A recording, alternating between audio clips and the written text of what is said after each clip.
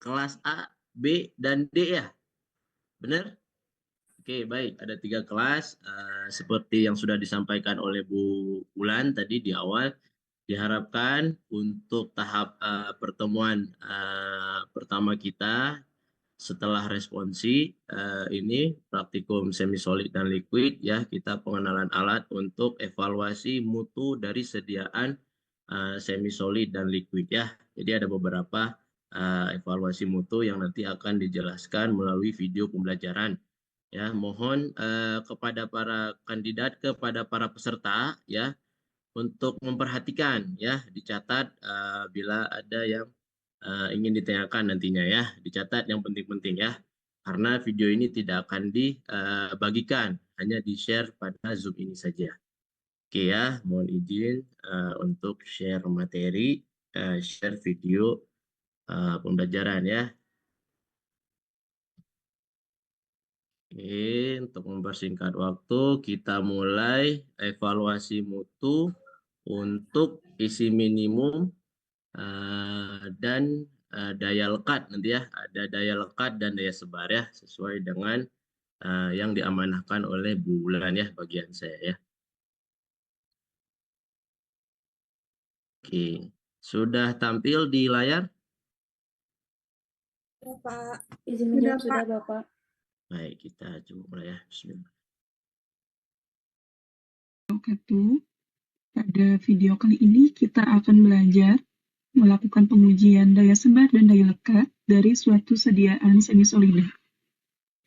Nah, untuk pengujian daya sebar, kita melakukan pengujian ini untuk menilai kemampuan dari suatu sediaan semi-solid untuk menyebar ataupun meluas pada permukaan tertentu seperti halnya kulit, dan nanti sediaan ini diberikan beban tertentu, umumnya digunakan beban sebanyak 100 gram. Nilai daya sebar ini berbanding terbalik dengan nilai viskositas sediaan. Artinya, jika sediaan memiliki viskositas yang sangat kental ataupun tinggi, maka daya sebar itu sangat sempit. Begitupun sebaliknya, ketika viskositas sediaan yang lebih encer ataupun rendah, maka sediaan tersebut tentunya akan memiliki daya sebar yang lebih luas. Sedangkan untuk persyaratannya sendiri, yang bisa diperoleh dari jurnal-jurnal penelitian, untuk syarat krim itu dicontohkan di sini sebesar 5-7 cm. Pada saat pengukurannya nanti kita akan menghitung diameter dari berbagai macam sisi pengamatan. Nah, selanjutnya tentang daya lekat ya. Dari daya lekat dari suatu sediaan semi-solida itu adalah menunjukkan suatu kemampuan dari suatu bahan ataupun dari suatu sediaan semi-solid yang bisa menempel pada suatu permukaan, seperti halnya kulit yang digunakan pada saat pengaplikasiannya. Dari pengujian daya lekat ini nanti dapat diketahui berapa lama waktu yang dibutuhkan dari suatu sediaan semi-solid, terutama untuk melekat pada kulit. Nah, hal itu tentu berhubungan dengan lama kontak sediaan, sehingga nanti akan menentukan efek terapi yang akan dicapai. Untuk nilai daya lekat ini berbanding lurus dengan kekentalan dari sediaan tersebut. Semakin kental, maka daya lekatnya akan semakin lama. Begitupun sebaliknya, semakin encer ataupun semakin rendah viskositas dari suatu sediaan, maka daya lekatnya akan semakin singkat juga. Untuk persyaratan tersendiri, persyaratan pengujian daya lekat itu kita bisa ketemui di jurnal-jurnal penelitian, seperti halnya untuk sediaan krim, nilai daya lekatnya lebih dari 5 detik. Tentu ini persyaratannya akan berbeda jika dibandingkan dengan sediaan semi-solid lainnya seperti halnya salep, lotion, maupun sediaan gel. Adapun alat dan bahan yang diperlukan pada pengujian daya lekat maupun daya sebar adalah yang pertama, alat ujinya, alat uji daya sebar dan daya lekatnya. Untuk di bagian ini akan dijelaskan nanti secara teknis penggunaan alat tersebut di video selanjutnya. Kemudian penggaris yang bisa digunakan untuk mengukur diameter dari daya sebar dari sampel uji. Kemudian untuk bahannya tentunya sediaan semi-solid yang akan kita uji daya lekat maupun daya sebarnya. Kemudian yang terakhir adalah tisu. Baik, untuk selanjutnya kita akan melihat video penggunaan teknis dari pengujian daya lekat dan daya sebar.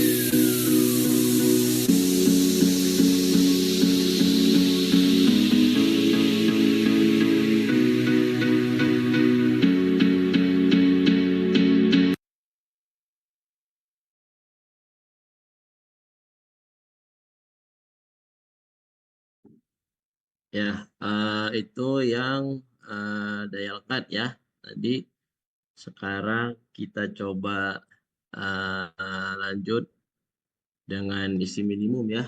Nanti kita share.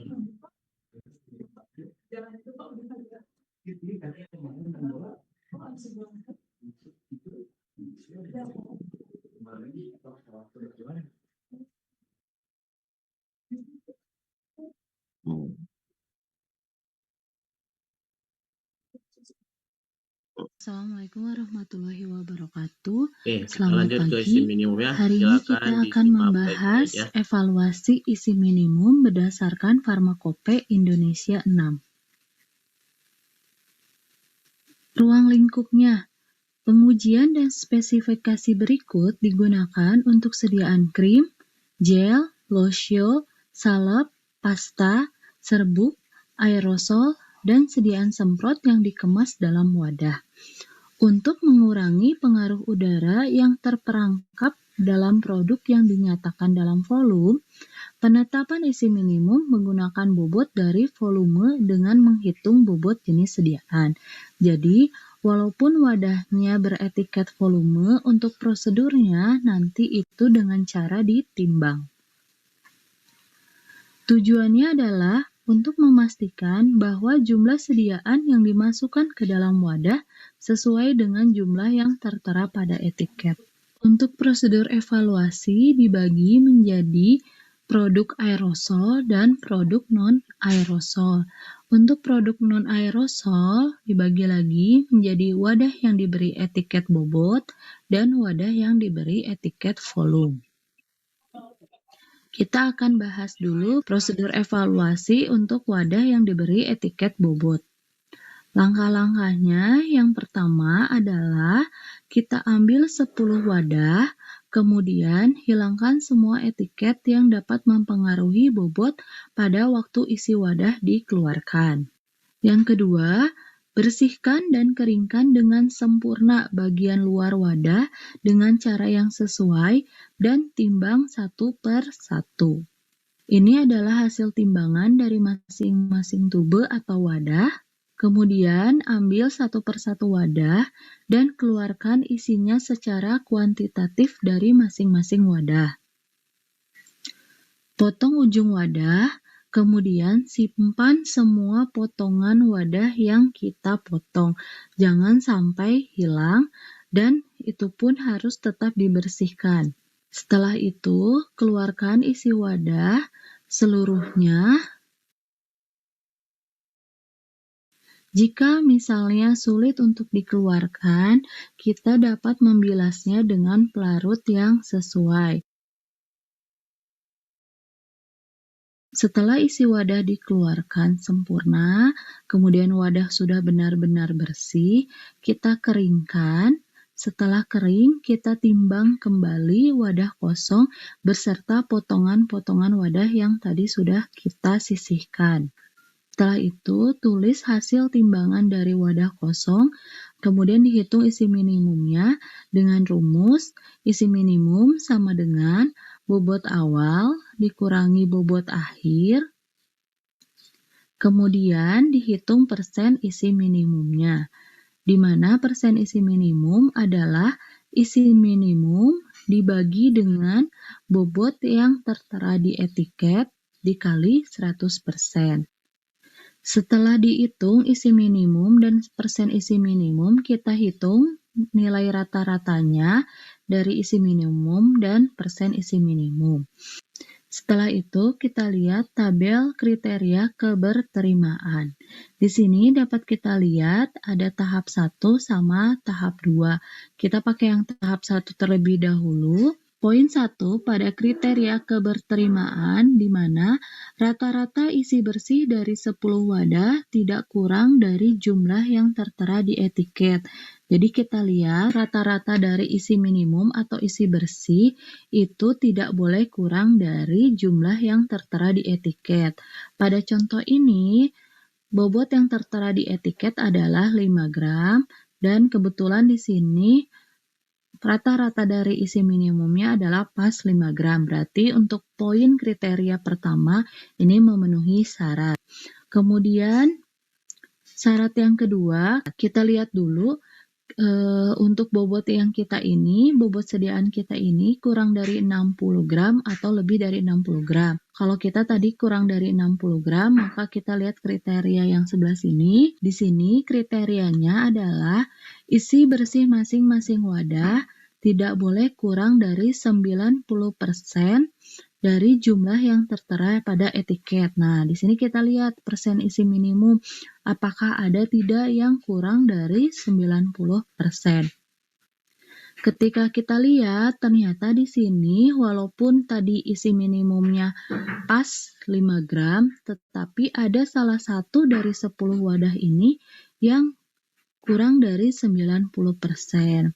Jika hanya ada satu, maka kita lakukan pengujian terhadap 20 wadah tambahan atau tahap 2. Akan tetapi, jika lebih dari satu wadah, maka hasil dari evaluasi ini tidak memenuhi persyaratan. Jika kita melanjutkan ke tahap 2, berarti kita ambil kembali 20 sampel, kita lakukan uji seperti tahap 1. Setelah itu, kita rata-ratakan. Dari rata-rata ini, yang dihitung adalah total keseluruhan wadah. Jadi 10 wadah yang pertama, kemudian ditambah dengan 20 wadah pada tahap kedua. Untuk tahap yang kedua, kriteria keberterimaannya yaitu poin pertama, rata-rata isi bersih dari total 30 wadah tidak boleh kurang dari jumlah yang tertera pada etiket. Tidak boleh lebih satu wadah dari 30 wadah yang kita ambil itu kurang dari 90%. Jadi, dengan kata lain, yang nilainya kurang dari 90% itu hanya tadi satu yang di tahap pertama saja. Di tahap ke-20 tidak boleh ada satupun wadah yang kurang dari 90%. Jika misalnya lebih dari 1%, maka tidak memenuhi persyaratan. Selanjutnya, prosedur evaluasi untuk wadah yang diberikan etiket volume. Lakukan prosedur yang sama seperti tertera untuk wadah yang diberikan etiket bobot, akan tetapi jadi dengan cara ditimbang. Kenapa dengan cara ditimbang? Tadi seperti yang di ruang lingkup di awal, di pendahuluan, bahwa agar tidak ada hasil yang bias ketika ada udara yang terjebak di wadah, maka kita lakukan dengan cara ditimbang. Setelah ditimbang, ubah nilai bobot ke volume menggunakan perhitungan bobot jenis. Selanjutnya, prosedur evaluasi untuk sediaan aerosol dan semprot. Untuk prosedurnya itu sama seperti wadah beretiket bobot, tetapi karena ini bentuknya aerosol dan semprot, maka ketika mengeluarkan isi wadah itu harus dengan cara yang aman. Contohnya, dengan diberikan pendinginan. Kenapa didinginkan? Adalah untuk menurunkan tekanan dalam wadah. Kemudian dikeluarkan isinya. Nah, jika isinya masih ada yang tertinggal dan sulit untuk dikeluarkan, bisa juga dibilas dengan pelarut yang sesuai. Setelah itu dibilas dengan sedikit metanol. Kemudian wadahnya yang sudah bersih dari isinya itu dipanaskan, ya, mulai dari wadahnya, katup, dan bagian lain pada wadah itu dipanaskan sebentar pada suhu 100 derajat Celcius selama 5 menit. Setelah dingin, kemudian timbang kembali wadah berserta bagiannya dan lakukan perhitungan bobot bersih pada masing-masing wadah. Sekian penjelasan tentang evaluasi isi minimum. Wabarakatuh.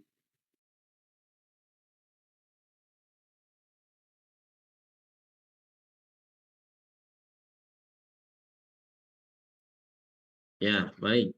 Tadi sudah di-share untuk beberapa evaluasi sediaan semi solid dan liquid ya, evaluasi mutu. Tadi sudah di-share terkait dengan uji daya sebar dan uji daya lekat. Dan yang terakhir ada juga tadi uji isi minimum ya. Oke, untuk yang pertama tadi mungkin ini ya, alatnya itu baru ya, maksudnya baru dibuat ya.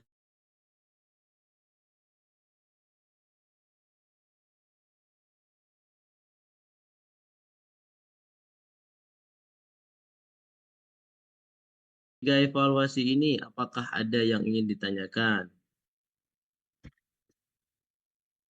Sudah cukup jelas ya. Oh ya, tadi untuk uji daya lekat tadi siapa tuh praktikannya tidak menggunakan ini ya, sarung tangan ya, tapi nanti untuk saudara wajib ya, wajib menggunakan sarung tangan ya, seperti halnya praktikum ya, menggunakan jas lab, sarung tangan ya, masker ya. Itu jadi nanti tidak apa tuh tadi di videonya kan tidak menggunakan sarung tangan ya. Oke, itu kekurangannya. Jadi nanti saudara ketika mengerjakan itu wajib menggunakan sarung tangan. Oke, sampai sini ada pertanyaan? Sudah cukup jelas? Sudah cukup jelas? Oke, coba saya recall dulu sedikit ya. Naswa Nur Hanifah. Naswa. Iya, Bapak. Naswa, kalau diuji isi minimum tadi, langkah awal berarti berapa yang harus diambil? Apa tuh sampel? Sampel yang disiapkan berarti berapa? Untuk tahap 1.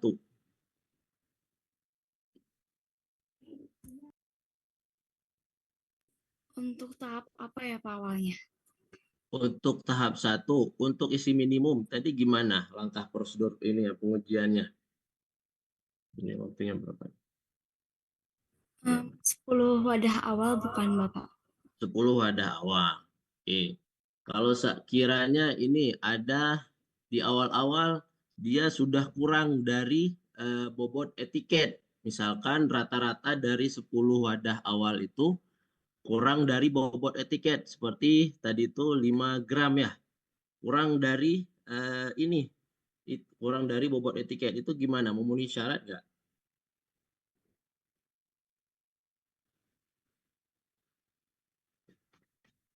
Naswa, Kelvin gimana Kelvin? Bapak, Ya gimana Salwa? Naswa. kalau misalkan cuman satu yang tidak memenuhi syarat itu bisa dilanjut ke tahap 2. Tapi kalau misalkan lebih dari itu yang tidak berarti memenuhi syarat, Bapak. Ya, sebenarnya lihat rata-ratanya. Jadi rata-ratanya itu harus memenuhi sesuai dengan kriteria etiket. ya, etiket pada kemasan. Nah, kalau sudah memenuhi berarti kita lihat persentase isi minimumnya. Kalau memang ada salah satunya kurang dari 90% ya, berarti dilanjutkan ke tahap 2 ya. Ke tahap 2 berarti berapa yang diambil Kelvin?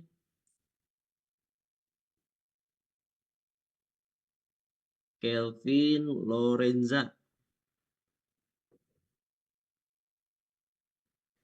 Tahap 2 berapa wadah atau berapa sediaan yang harus disiapkan?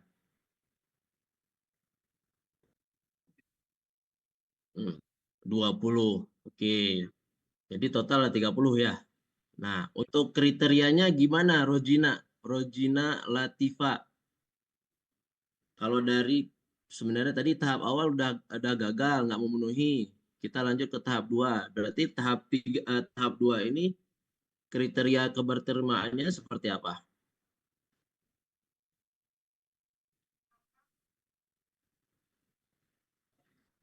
Rojina, terdengar suaranya?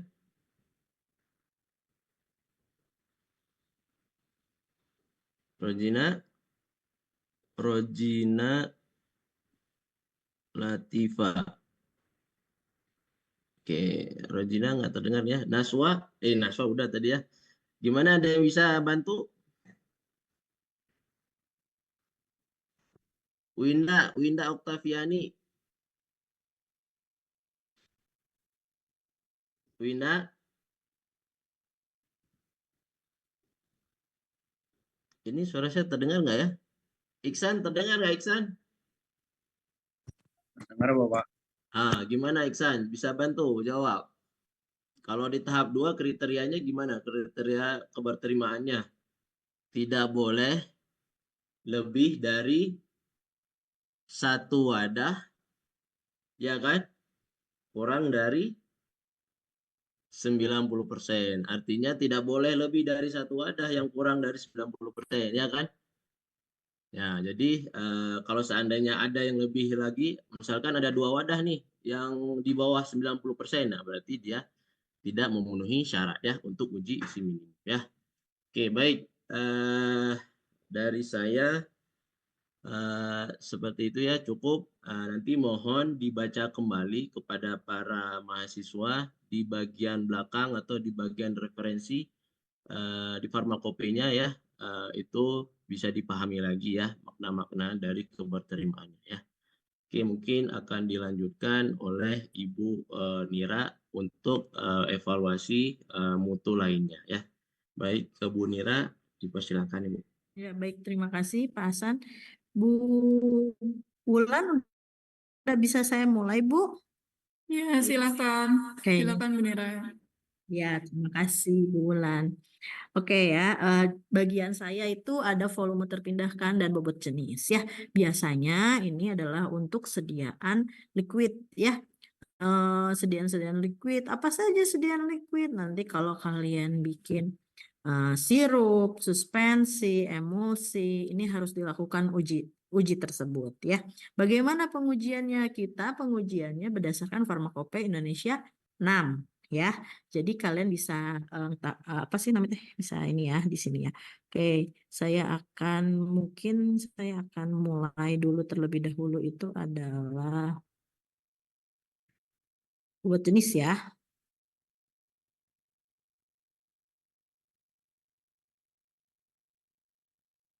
Assalamualaikum warahmatullahi wabarakatuh. Pada kali ini kita akan membahas mengenai penetapan bobot jenis cairan.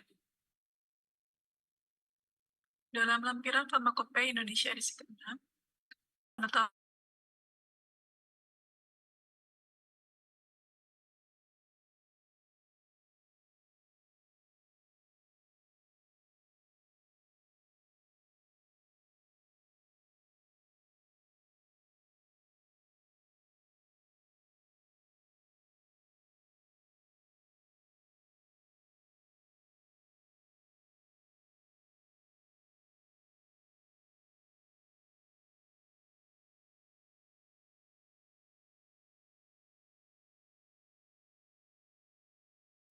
Bu Nira, izin suaranya kayaknya hilang. yaitu suhu Nggak ke-share ya? Bentar ya. Tadi ke-share mungkin suaranya karena ke-mute, di-mute mungkin ketutup juga. Oke. Suaranya sih sebenarnya nggak ada tadi. Bentar.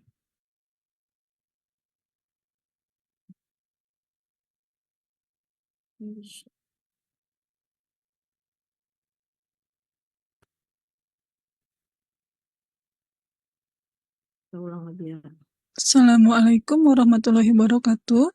Pada kali ini kita akan membahas mengenai penetapan bobot jenis cairan.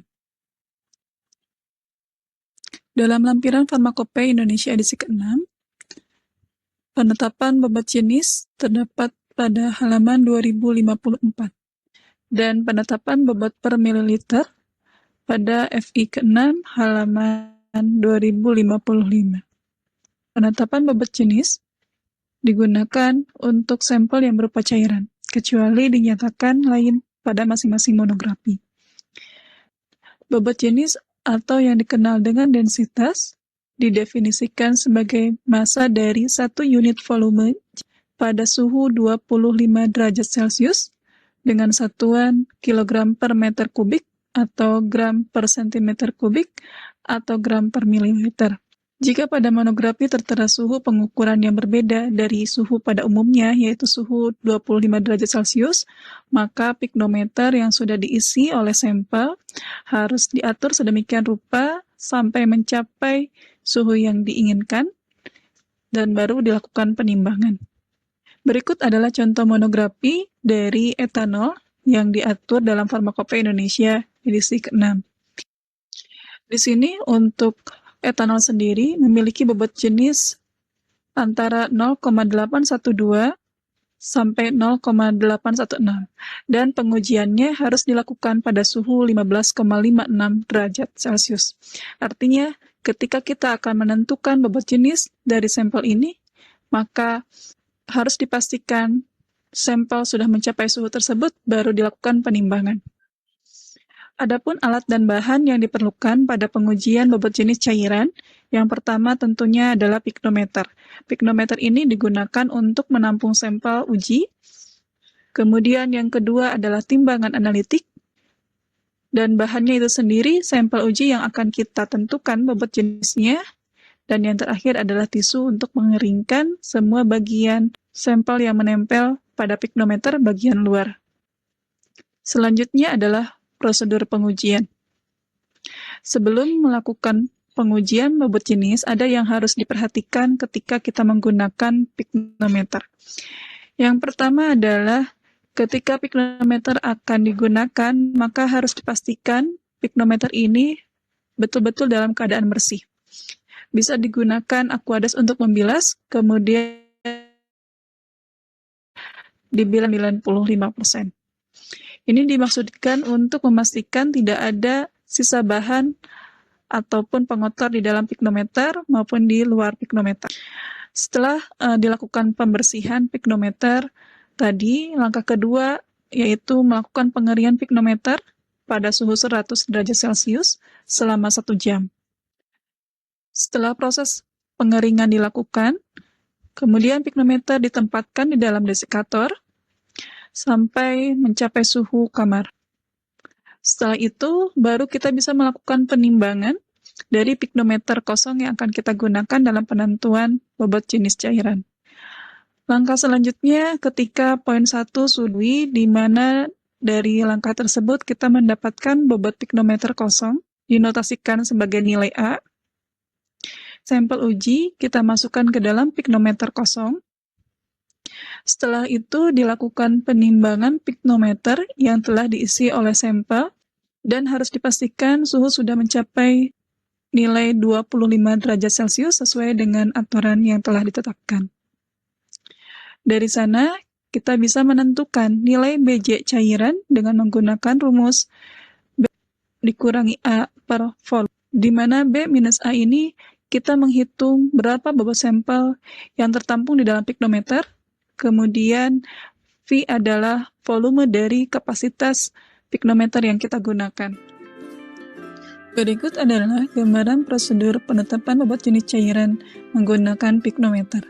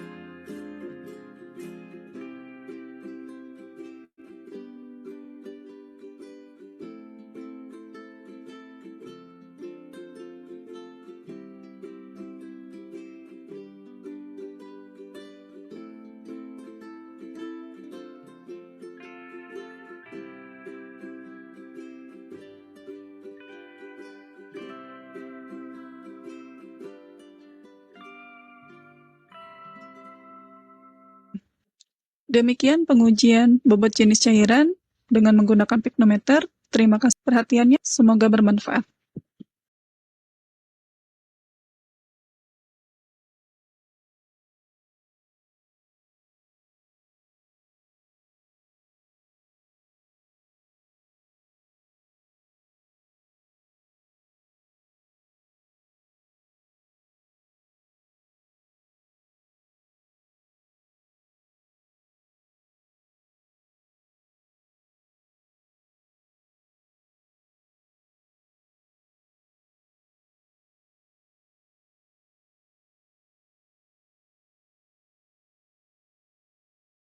Oke, ada Hafiz, ada Hafiz, ada Hafiz, ada Hafiz nggak? Hadir, Bu. Halo, Hadir, Bu. saya mau. Oke, hadir ya. Oke, Hafiz silahkan hitung BJ-nya ya. Tadi berdasarkan video, kalau dengan apa tuh namanya, dengan ada sampelnya 4961640. Dengan nggak ada dengan piknometer kosongnya 23,3213. Tadi Boleh diulang? rumusnya adalah Maaf, Bu, boleh 23,2. maaf, Ibu, sinyalnya agak patah-patah. Boleh diulang soalnya. 2332 ada 23,2. 23,32. Itu yang isi, Ibu, yang Ini kosong. pikno kosong. Ya, Ya. pikno kosongnya. Pikno isinya 49,16. Akunya hilang. Akunya yang patah-patah ya. Kalau Yang volumenya isinya volumenya, ayo tadi nggak dilihat volumenya berapa, ayo berapa? 25 volumenya. Oke, Bu. Berapa coba? Yang lain ngitung ya. 49,16 dikurangi 23,32 dibagi berapa? 2. Dibagi 25. Betul. Berapa dapatnya? Bentar, Ibu.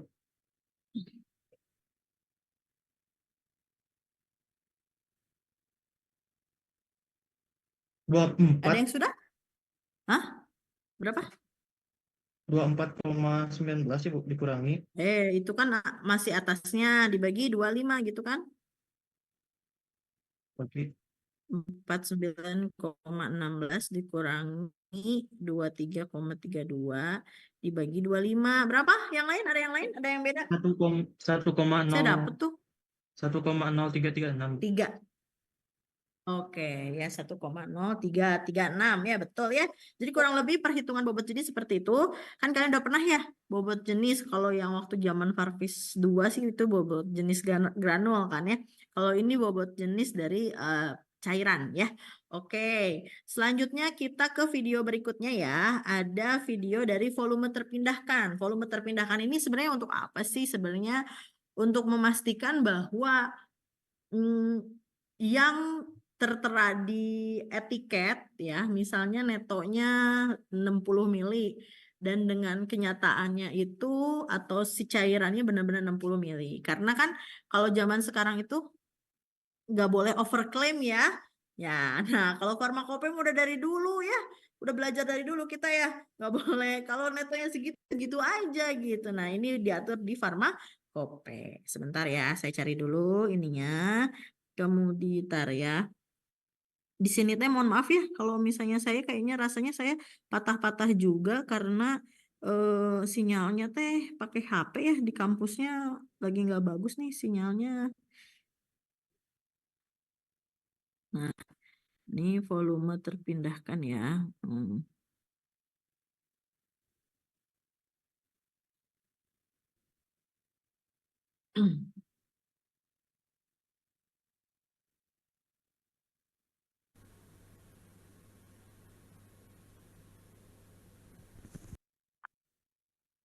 Tar, tar, tar, tar. Share. Evaluasi data di bawah volume 250 yaitu adalah volume terpindahkan. Ini ada di Farmakope Indonesia edisi 6 di lampiran 1261 halaman 2121. Jadi silahkan saudara baca di farmakopenya langsung ya. Definisinya apa sih? Jadi sebenarnya di volume terpindahkan ini ada dibagi dua, yaitu pertama ada satuan tunggal dan satuan ganda, di mana satuan tunggal itu dosis tunggal yang digunakan segera dibuka setelah dibuka. Jadi biasanya ini salah satu contoh obatnya adalah obat cacing yaitu Combantrin ya, atau Pyrantel palmoat lah ya kalau Combantrin itu merek ya. Nah kemudian kalau satuan ganda itu kalau misalnya yang lazim-lazim kita gunakan misalnya seperti antasida, sirup paracetamol, sirup ibuprofen dan segala macamnya, semuanya untuk penurun panas ya. Nah diambil isinya beberapa kali, jadi di dalamnya itu terdapat beberapa dosisnya beberapa kali untuk diminum ya. Nah kemudian nah ini merupakan cairan oral ya yang etiket tidak lebih dari 250 ya. Jika volume sediaan tersebut dipindahkan dari wadah aslinya, maka memberikan volume terpindahan sediaan yang tertera pada etiket. Jadi kita sebenarnya membandingkan antara volume yang tertera di etiket dengan apa sih namanya? Dengan aslinya sesuai atau tidak. Kenapa sih ini disinyalir jika ada pabrik-pabrik yang misalnya berlaku curang, kalaupun misalnya diambil aja dari botol itu misalnya tidak tepat kurang dari 1 mili, kan kebayang kalau dia bikinnya itu satu kali batch itu sampai 10.000 botol, berarti kali 1 mili kan itu bisa untuk beberapa kali ngisi gitu. Nah ini hal ini yang dihindari sebenarnya gitu ya, taktik-taktik seperti ini makanya. Dan juga kaitannya juga dengan dosis. Kalau kita sih kalau misalnya minuman Fanta atau minuman Coca-Cola kan nggak masalah kalau misalnya kurang 1 mili, tapi kalau misalnya obat itu tidak boleh. Kenapa? Karena kaitannya dengan dosis kaitan dengan apa? Dengan efek terapeutik. Nah kemudian tujuan pengujian adalah dirancang cairan oral ya yang tertera pada volume yang tertera pada wadah asli ya, dan tertera pada etiket ya. Sampel cairan oral dengan volume yang tertera tidak lebih dari 250, bentuk sediaan cair oral baik itu larutan, suspensi dan lainnya ya. Dan sediaan lagi yang dikonstitusi dengan pembawanya, misalnya dry syrup amoxicillin itu kan sebenarnya bikin suspensi kering ditambahkan di air kemudian hari karena kaitannya dengan stabilitasnya. Jika volume sediaan tersebut dipindahkan ke wadah asli akan memberikan volume terpindahannya tertera pada etiket. Uji ini ditujukan untuk sediaan tunggal jika dalam monografi tertentu. Nah, sebenarnya apa saja sih yang harus disiapkan ya? Persiapannya ada alat dan sampel uji, prosedur pengukuran volume isi wadah atau penimbangan bobot isi wadah, ini biasanya untuk yang tunggal. kriteria penerimaan, ada wadah satuan ganda dan wadah satuan tunggal. Nanti di situ di farmakope itu sendiri terdapat diagram ya. Ya, ini sebenarnya bisa mudah dipahami oleh kalian, tapi nanti dibikinkan juga oleh dibantu dibikinkan suatu flowchart yang akan mempermudah kalian membaca gimana sih kriteria. Volume Ini terpindahkan. merupakan kurang lebih dari videonya. Volume terpindahkan dibagi menjadi dua, yaitu wadah dosis ganda dan wadah dosis tunggal. Untuk wadah dosis ganda, alat dan bahannya adalah yang pertama sampel sirup sebanyak 30 botol ya. Kemudian ada gelas ukur,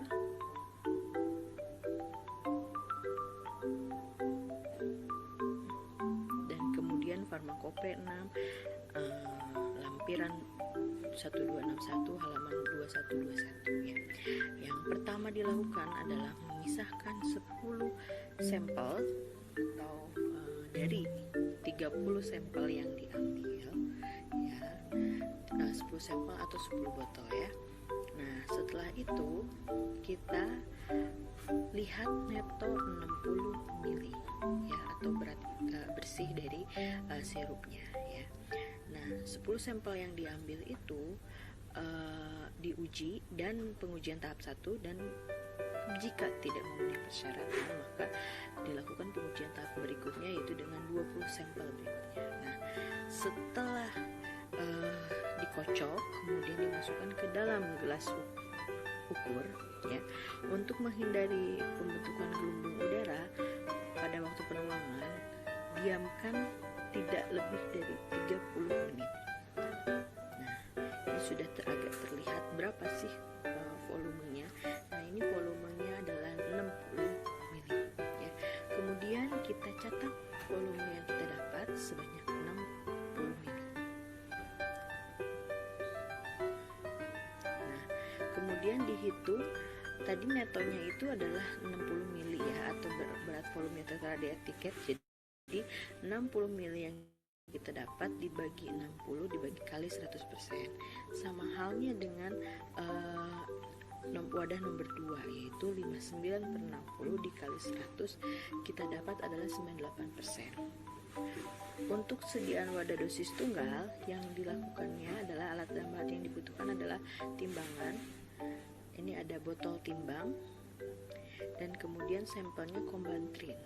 Ini merupakan sampel loko ya, jadi ini sebanyak 30. Sama halnya diambil 10 sampelnya, yaitu untuk pengujian tahap pertama.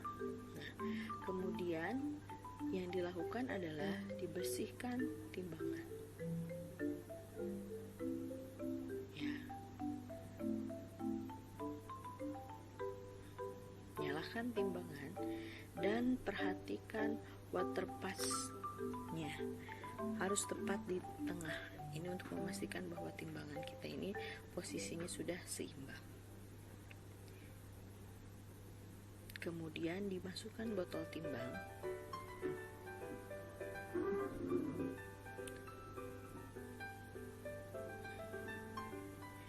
Ditara.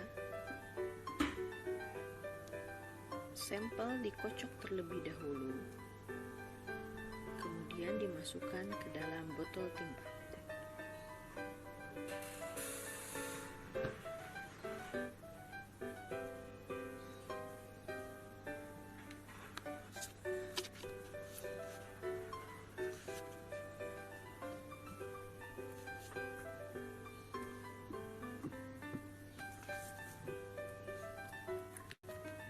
Kemudian dicatat berat yang didapat. Yang didapat di sini 12,38.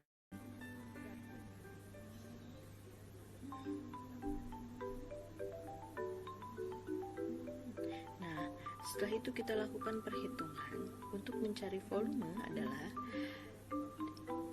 gram yang kita dapat 12,38 dibagi dengan bobot jenisnya, yaitu tertera itu 1,25, didapatlah 9,9 mili. Nah, untuk persen volumenya adalah 9,9 dibagi 10. 10 ini adalah berat yang tertera di etiket dikali 100%. Jadi didapatlah 99%. Terima kasih, sekian.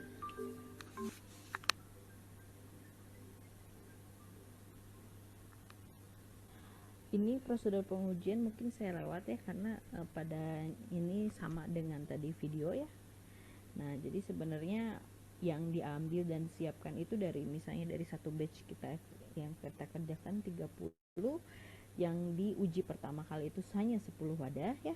Kemudian kemana 20 botolnya ya disimpan untuk pengujian selanjutnya jika tidak memenuhi persyaratan. Setelah itu dikocok isi wadah ya, dituangkan sampai diamkan selama tidak lebih dari 30 menit ya. Kemudian diukur, dicatat di tadi video. Ini juga sama untuk dosis tunggal. Perbedaan ini ditimbang di botol timbang ya. Kemudian keluarkan isi wadah dan biarkan mengalir tidak lebih dari 5 detik ya. Dan tentukan bobot isi wadah dan kemudian diukur berdasarkan dihitung berdasarkan bobot jenis. Ya, bobot isi wadah dalam gram ke volume isi satuannya adalah seperti yang kita ketahui, bobot jenis itu adalah bobot per volume atau gram per mili. Berarti ketika kita menimbang sediaan kita itu kita mendapatkan satuan bobot ya. Di situ sudah diketahui atau tertera berapa sih BJ-nya. Nah, jadi kita tinggal cari volume itu bobot per BJ ya. Kemudian gimana sih cara mengukur BJ? Nah, ya. Misalnya ada piknometer kosong ya. Kemudian timbang piknometer kosong, kemudian kita masukkan cairan kita. Nah, didapatlah berapa sih gram atau bobot dari cairan kita dengan cara B dikurangi A. Jadi A ini merupakan bobot yang kosong, B ini adalah bobot yang terisi sampel. Nah, hitung BJ sampel. Jadi BJ-nya adalah bobot per volume ya, kurang lebih seperti itu. Kalian tampaknya sudah melakukan ini ya di praktikum yang dikerjakan ya. Kriteria penerimaan. Nah, bagaimana sih kita akhirnya menyimpulkan bahwa sediaan ini memenuhi persyaratan atau tidak? Nah, ini berdasarkan dari 10 sampel yang kita yang kita uji ya, 10 sampel pertama yang kita uji, harus berapa mili sih yang tertera di situ gitu. Jadi persen volumenya berapa ya, kayak kita coba ini. Misalnya nih jumlah sampelnya 10 wadah, volumeternya 60. Ini merupakan volume isi wadah. Kesimpulan A.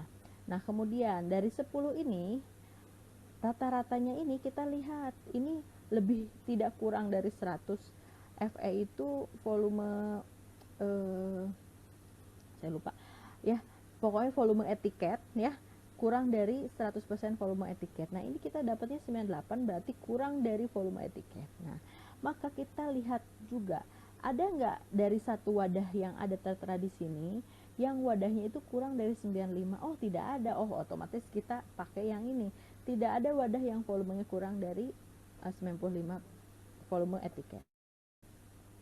Nah,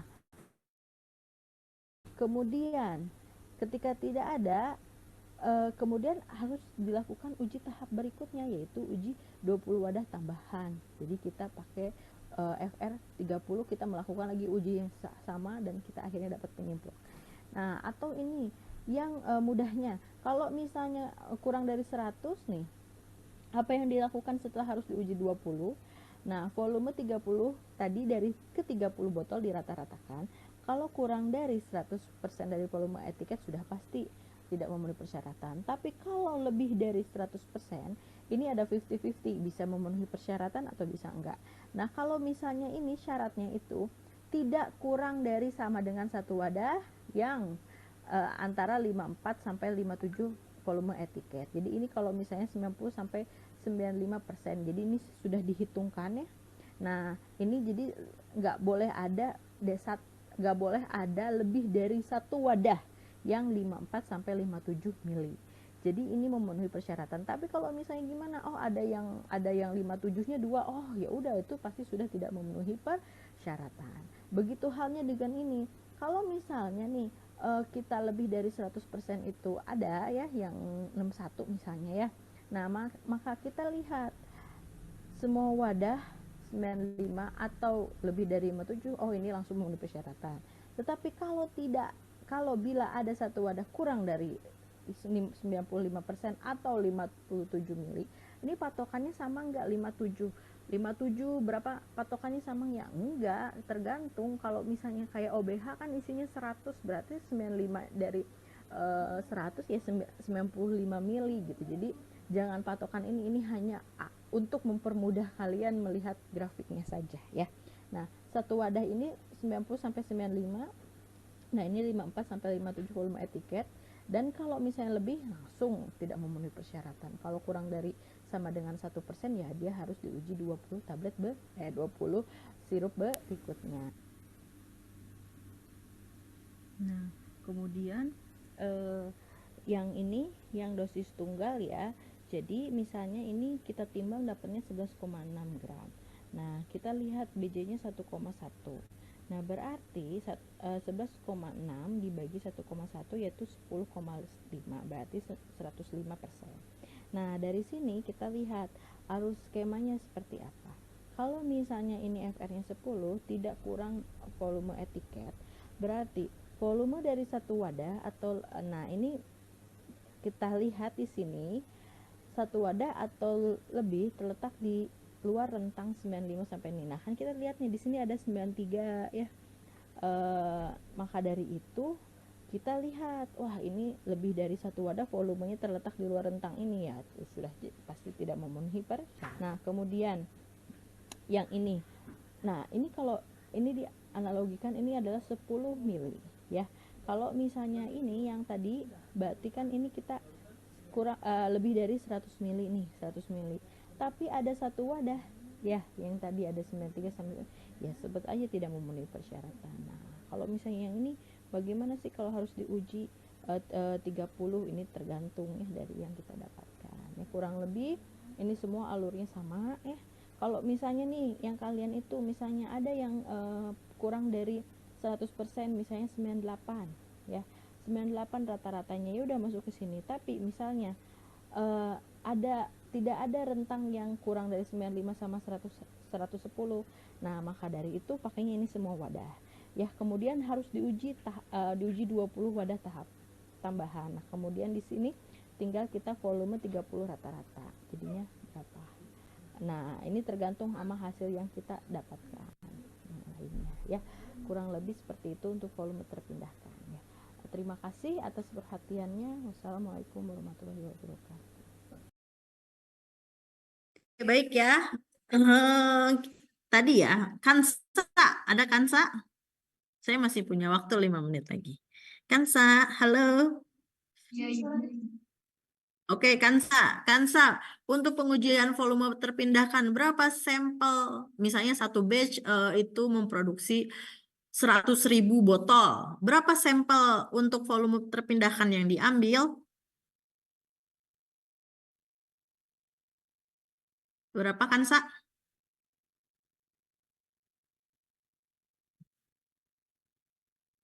Kansa? Ayo dong, kan mudah itu.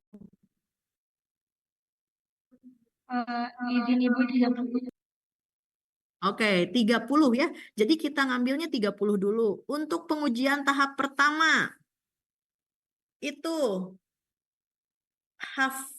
ini mah Hafiz mah ini ya. Hanifah.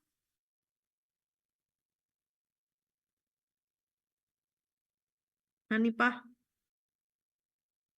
Yasmin. Untuk pengujian tahap 1 berapa botol yang diambil? Sebanyak 10 botol, Ibu. 10 botol. Kapan dilakukan pengujian dan langsung tidak memenuhi persyaratan? Misalnya langsung kita bikin dari 10 botol, oh ini mah tidak memenuhi persyaratan. Kapan? Jika apa? Jika ada kapan? Ayo. Tri Arman, kapan langsung tidak memenuhi persyaratan untuk volume yang 60 mili misalnya?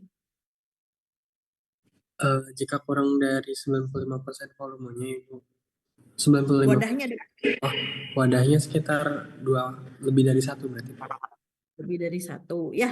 Tapi kita harus perhatikan juga ya. Ya, jadi pertama kali misalnya kalian nih ya, misal nih ya, lalu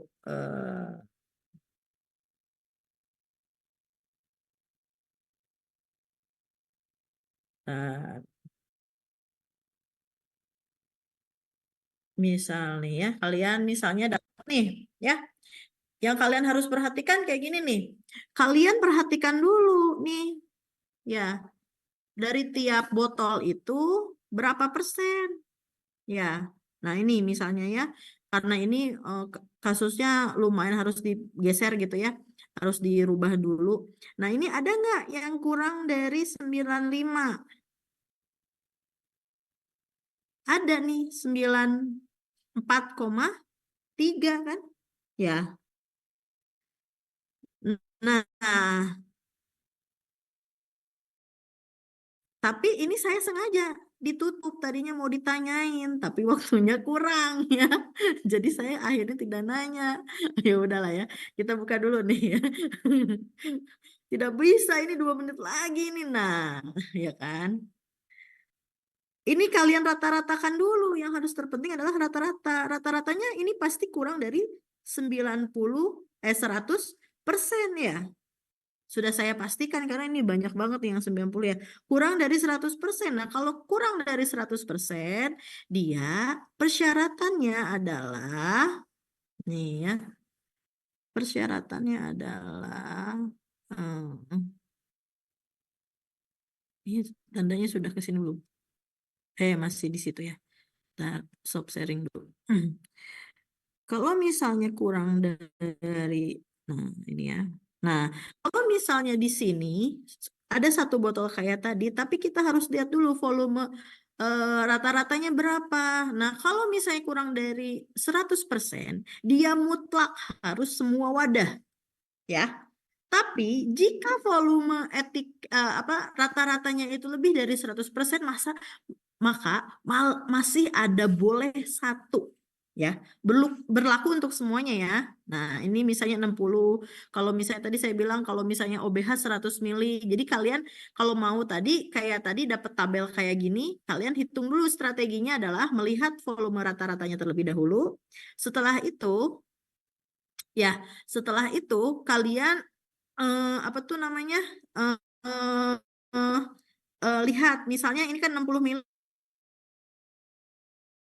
ya. Di sini kan 95 + 100 dikali 60, 67 mili. Ada nggak sih yang kurang dari 57 mili? Ada nggak sih yang kurang? Kurang lebih seperti itu. Nah, yang menarik ini ada beberapa tahapan jika dia ini volumenya pakai dosis tunggal. Seperti contoh soal saya ini ya. Nah, saya pengen share lagi nih soal saya walaupun nanti minta 5 menit dah ke bulan ya.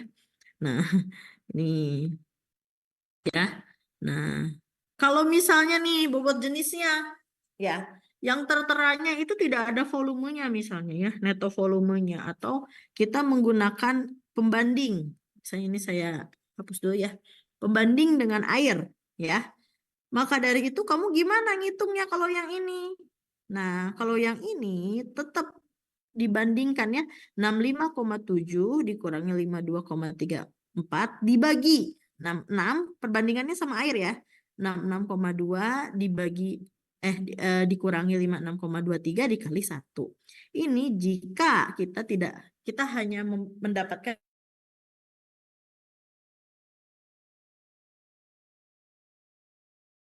data perbandingan misalnya, tapi kan kalau di lab kalian tahu kalian kayak gitu. Nah, kalau yang ini jadinya gimana nih? Memenuhi persyaratan.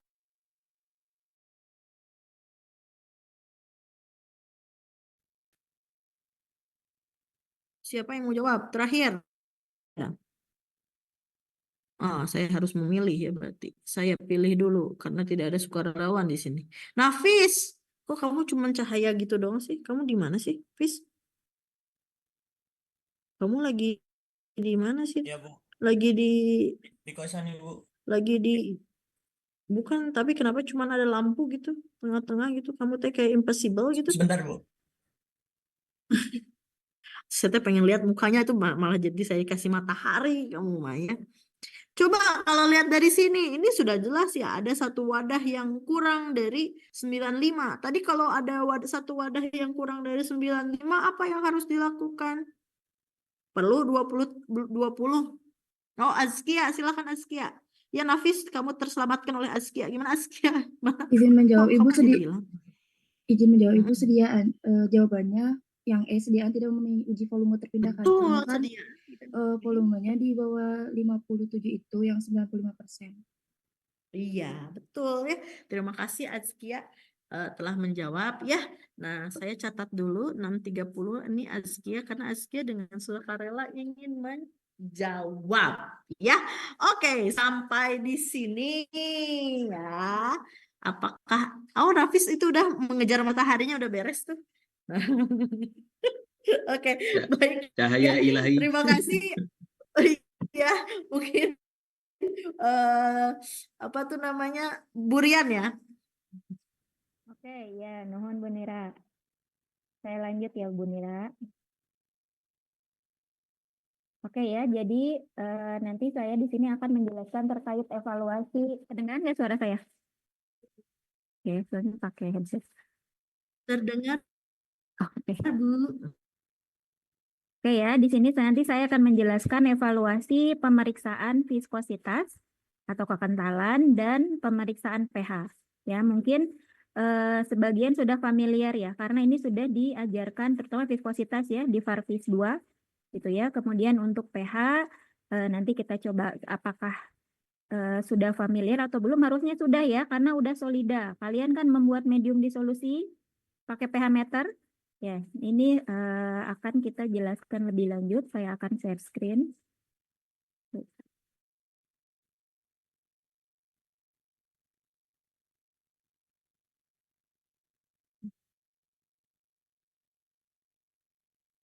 Assalamualaikum warahmatullahi wabarakatuh.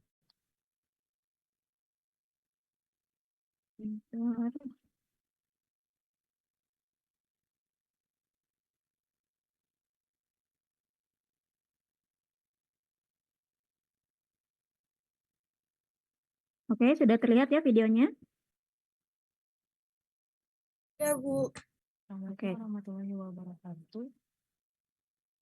Selamat pagi.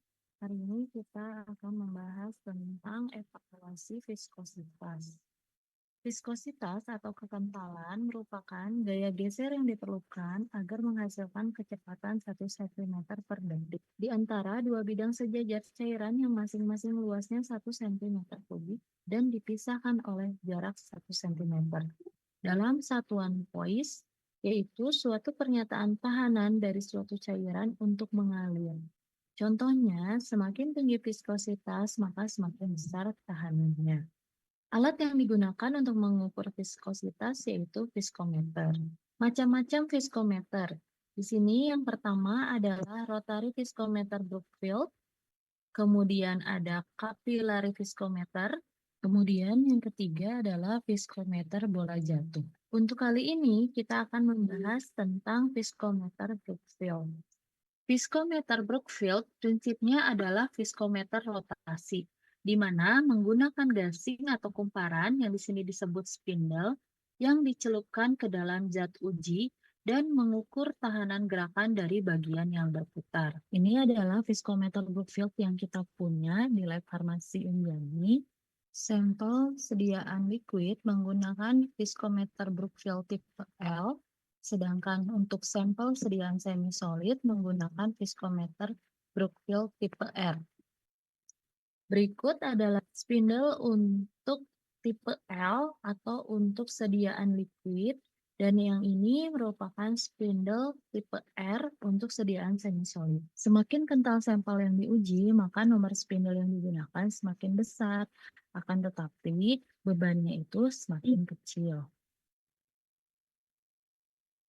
Untuk menyalakan viskometernya, pertama nyalakan tombol powernya, itu yang ada di belakang viskometernya. Kemudian kita buka tutup spindle. Setelah itu di pojok kanan atas akan ada yang berkedip. Nah, di situ adalah menunjukkan nomor spindle yang kita gunakan. Kemudian pasang spindlenya Kita menggunakan dua tangan. Tangan yang pertama adalah menahan bagian atas, tahan yang satunya lagi untuk memutar spindle atau mengunci spindle. Ubah ketinggian alat pada bagian belakang untuk memasukkan spindle ke sampel.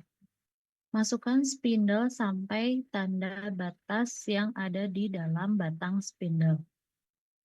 Kita pencet start sampai di MPAS ini muncul display angka. Setelah itu kita atur RPM-nya. Untuk mengatur RPM sama lihat ketika display RPM-nya sudah berkedip, kita tinggal menaik turunkan. Untuk percobaan ini kita pakainya adalah 2000 RPM. Setelah itu enter dan kita tunggu display MPAS sampai dia stabil. Setelah stabil itu adalah nilai viskositas dari sampel kita. Setelah stabil, catat nose spindle yang digunakan, RPM-nya berapa, dan MPAS-nya berapa. Pada viskometer Brookfield ini, satuannya adalah MPAS. 1 MPAS sama dengan 1 centipoise, sedangkan 1 poise adalah 100 MPAS. MPAS sendiri adalah milipascal second. Jadi, untuk sampel ini, hasilnya adalah 19 MPAS atau 0,19 poise.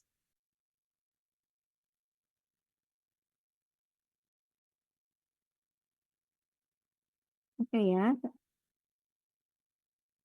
tadi sudah disimak penjelasan terkait viskometer.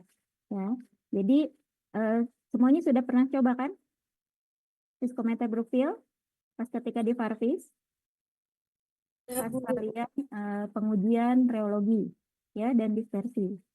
Ada yang belum paham? Ada yang mau ditanyakan? Semua udah bisa pengoperasiannya? Oke ya, nah jadi dilihat nilai centipoise-nya itu adalah MPAS yang tertera. Coba saya tanya ya, ini yang sederhana aja. Oke, Naila? Ada Naila? Hadir. Nah, ketika di MPAS itu menunjukkan angka 30, berarti berapa poin?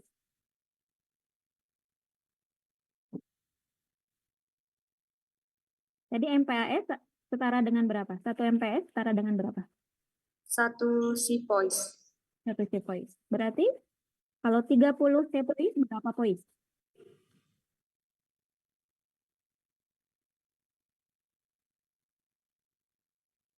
Oh, ini hitungan sederhana.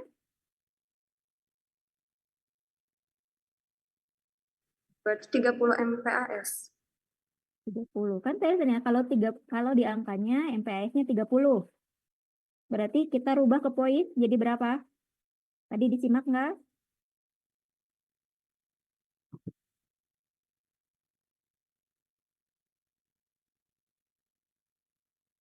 Berapa, Nay? 0,3.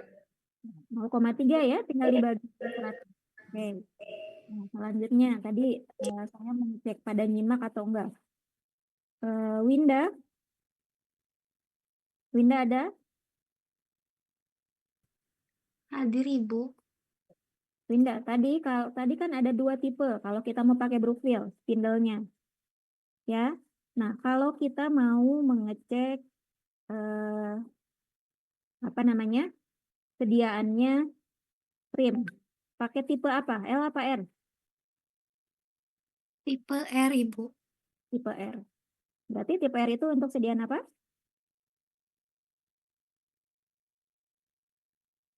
Tipe R untuk sediaan apa? Semi solid, Ibu. Semi solid ya. Nah, kalau yang L untuk liquid. Kalau lotion berarti tipe apa?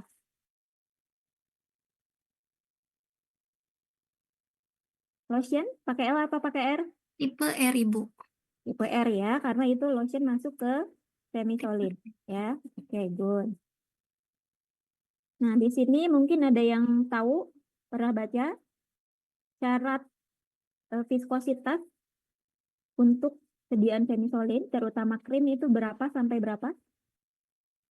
Ada yang tahu?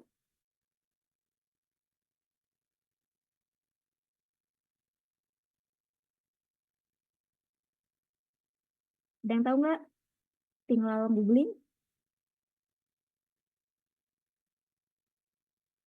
Denita? Ibu, 2.000 sampai 50.000, bukan. 2.000 sampai 50.000 apa? Apa satuannya? Woi, CPS. CPS ya. CPS itu apa? Senti? Sentimeter. Ya. Kalau tadi kan yang dijelaskan hanya Brookfield ya. Ini belum dijelaskan tadi yang Oswald, yang bola jatuh gitu ya. Harusnya kalian lebih paham gitu ya, karena nanti yang Brookfield ini yang akan common kalian pakai gitu ya. Jadi kalian harus lebih familiar ya cara penggunaannya. Terus nanti cara memilih spindle-nya gitu ya, dilihat dari kentalan sediaan kalian. Oke, ada yang mau didiskusikan lagi untuk yang viskositas? Ada pertanyaan? Cukup jelas ya? Nanti ketika kalian melakukan evaluasi, nggak boleh banyak nanya-nanya lagi karena sudah dijelaskan. Oke? Oke, selanjutnya kita lanjut ke video berikutnya. Oke, video berikutnya kita akan lihat untuk pengukuran pH ya.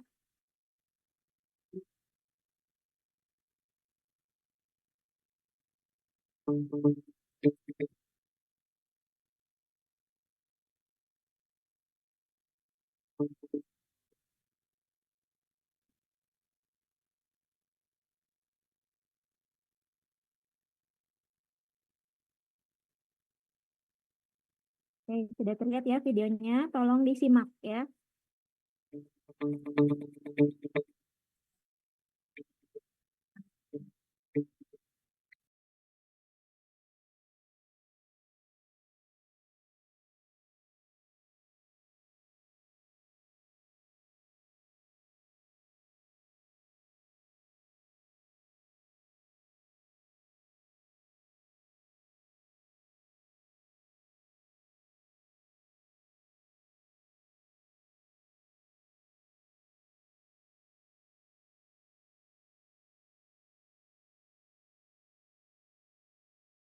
Suaranya terdengar nggak?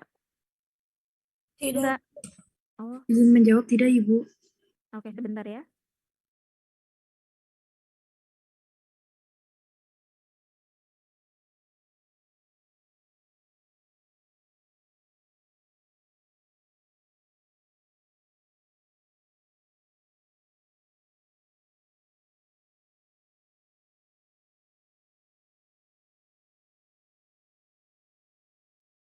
Oke ya, nanti ditunggu dulu. Nanti dari Pak Hasan yang akan share video karena tadi suaranya nggak keluar ya.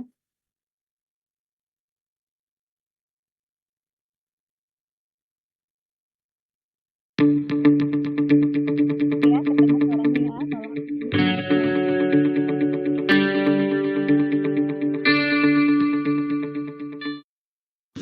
Assalamualaikum warahmatullahi wabarakatuh. Pada sesi ini kita akan mempelajari tentang cara pengukuran pH.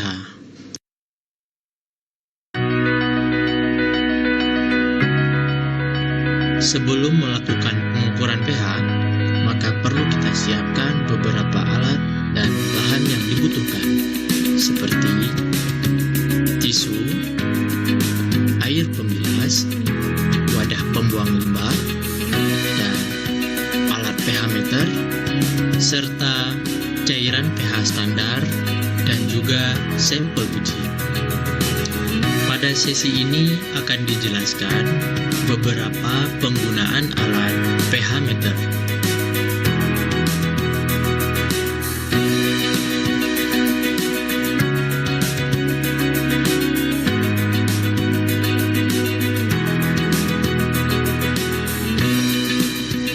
Berikut adalah pH meter pembahasan pertama.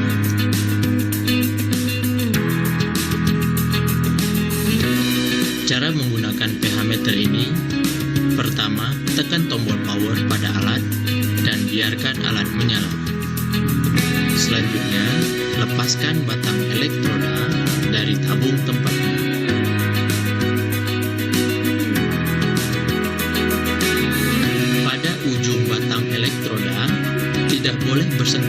langsung dengan tangan atau benda padat lainnya.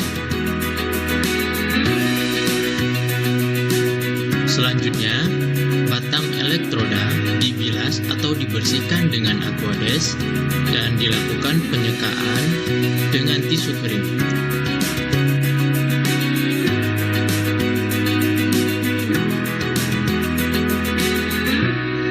Selanjutnya, dilakukan tahapan kalibrasi alat menggunakan cairan pH standar.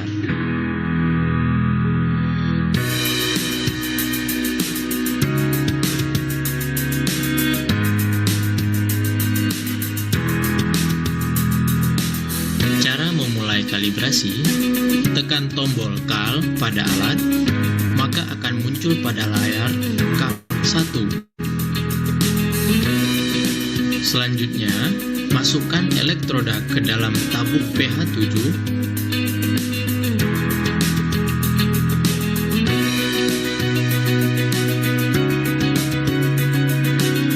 dan tunggu kedipan angka kecil pada alat berhenti pada angka 7,00. Selanjutnya, tekan Enter.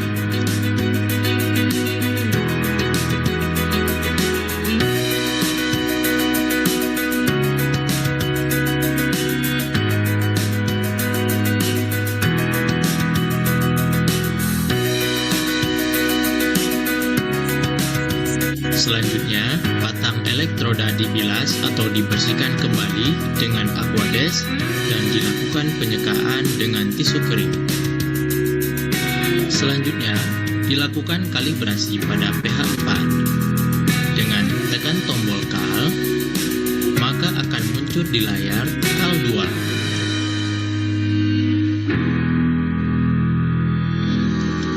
Kemudian, masukkan elektroda ke dalam tabung pH 4.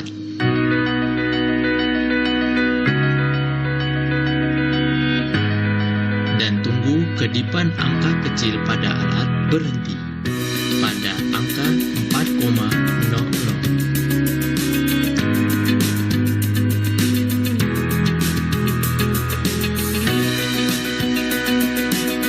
Kemudian, tekan Enter. Proses kalibrasi selesai.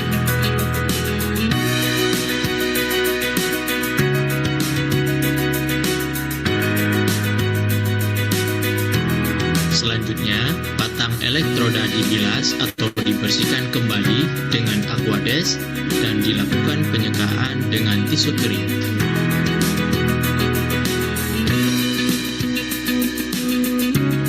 Selanjutnya, dimasukkan batang elektroda ke dalam cairan sampel uji dan tunggu hasil pada layar alat hingga terdapat ikon smart.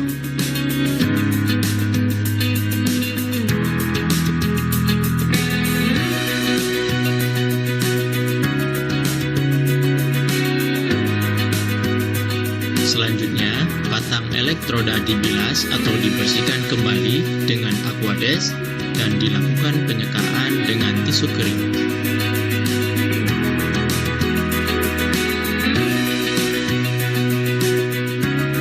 Kemudian, dimasukkan kembali batang elektroda pada tabungnya.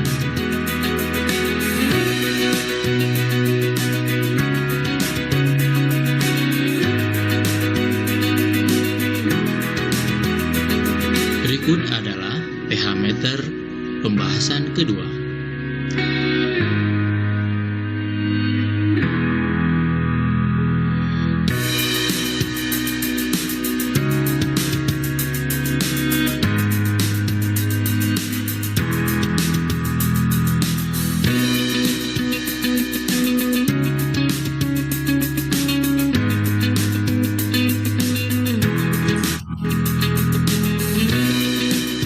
Cara menggunakan pH meter ini, tekan tombol power pada alat dan biarkan alat menyala.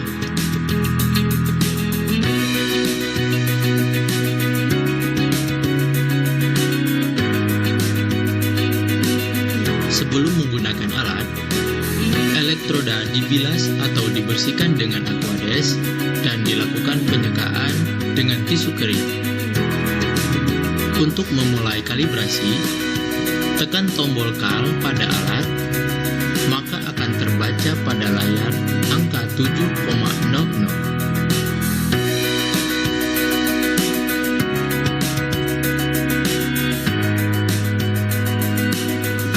Selanjutnya, masukkan alat ke dalam tabung pH 7 dan tunggu tanda kedipan atau ikon aliran pasir hilang.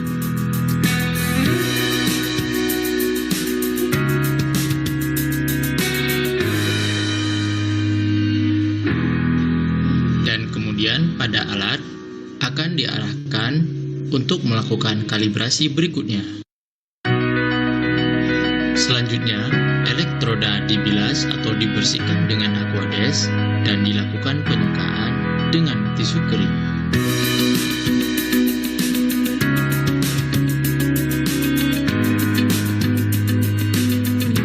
Kemudian, masukkan alat ke dalam tabung pH 4 dan tunggu tanda kedipan atau ikon aliran pasir hilang hingga muncul angka 4,0.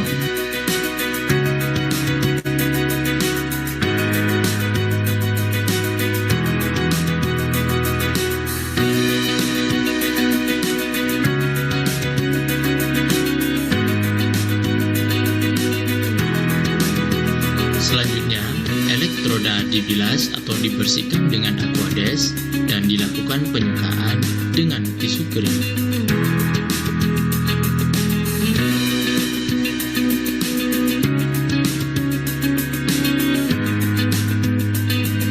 Kemudian, alat dimasukkan ke dalam wadah yang mengandung sampel dan tunggu tanda kedipan atau ikon aliran pasir hilang.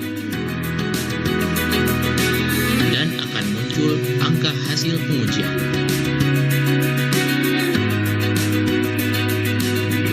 Selanjutnya, elektroda dibilas atau dibersihkan dengan Aquades dan dilakukan penyukaan dengan tisu kering.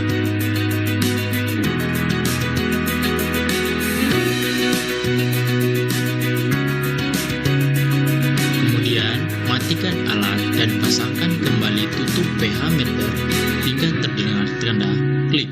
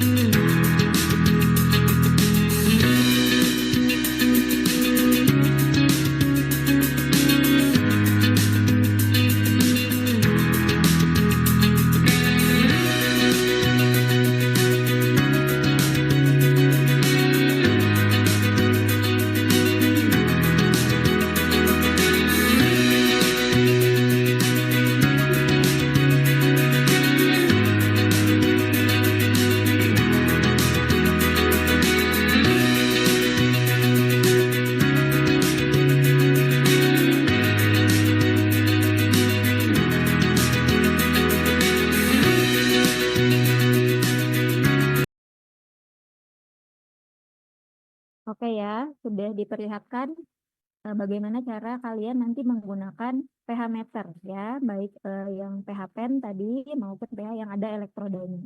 Jadi pastikan kalau kalian mau mengecek semi-solid, kalian jangan pakai elektroda untuk liquid ya.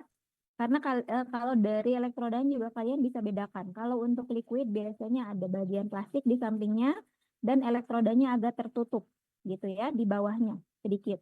Nah, kalau untuk yang semi-solid biasanya full glass si elektrodanya ya. Jadi jangan sampai kalian nanti tertukar penggunaannya pada saat menggunakan pH meter.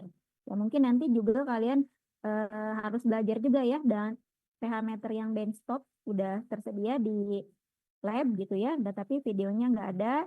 Ini sebenarnya prinsipnya sama penggunaannya ya, jadi harus ada proses kalibrasi dulu. Oke, ada yang mau didiskusikan? Cukup jelas? Semua bisa pakai? Bisa ya? Oke. Coba saya tanya satu orang ya. Yasmin? Ada Yasmin?